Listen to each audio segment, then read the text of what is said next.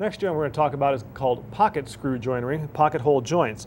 If you look at this cutaway, you can see where it gets its name. There is a small pocket that is drilled into one piece, an angled pocket, and then a screw, the flathead type washer head, is driven into that hole and it bites into the mating piece, pulls things close, and joins the two pieces together.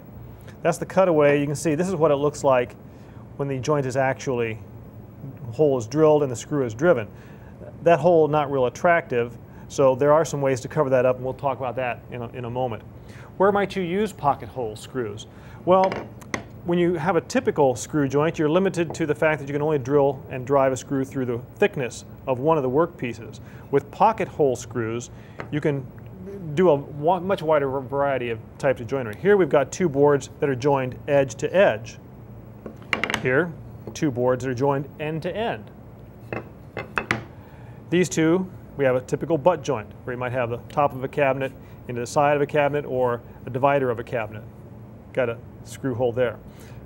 Pocket hole joints are very versatile. You can use them for making face frames, all types of joints, and they're very simple to do. What you need is a special jig and drill bit. This is the jig, and this is the drill bit. What's special about this is you'll notice the little nose here at the end. That's what drills the pilot hole into the mating piece. You've got the shaft of it that drills the actual pocket hole itself, and then at the top is a stop collar that limits the depth to which you're drilling. So it takes me about as long to explain it as it does to show it, so let me just drill one for you. I've got a couple pieces of stock here. Clamp that into the jig and then drill a couple of holes.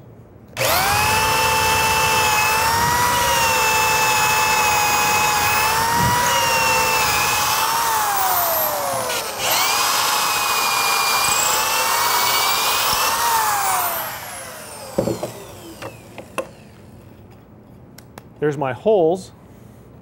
Let's say I want to make a T-joint such as that. Put the mating piece right next to it. And to hold them in position while I drive the screws, you can get these clamps, broad-faced clamps, and clamp it to your bench. And then with another driver, drive the screws home.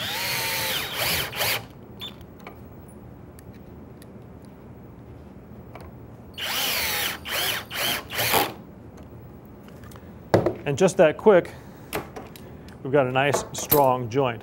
Pocket hole joints are very strong.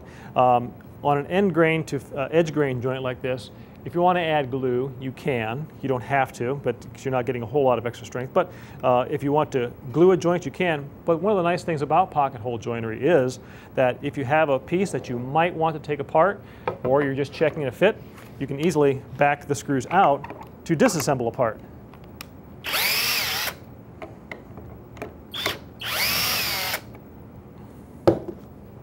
It's not something you want to do repeatedly. If you're building knockdown furniture, for example, it may not be the best choice, but you can temporarily assemble something and then come back and disassemble it at another time. You have a couple of strategies for dealing with the actual pocket holes. You can put them on parts of the furniture where they won't be seen. For example, on a face frame, if this is going to be the face frame of a cabinet, you'd see this face, the pocket holes will be hidden on the back side. You'll never see that. Likewise, if I was building, say, a door, this would be the rail, pocket holes will be on the back. When that door opens, you're likely to see those holes, and that's where plugs come in. You can buy these in a variety of species, so if you're building from oak, they've got oak plugs. If you're building from cherry, there's cherry plugs and walnut plugs. Pine also available, a variety of species.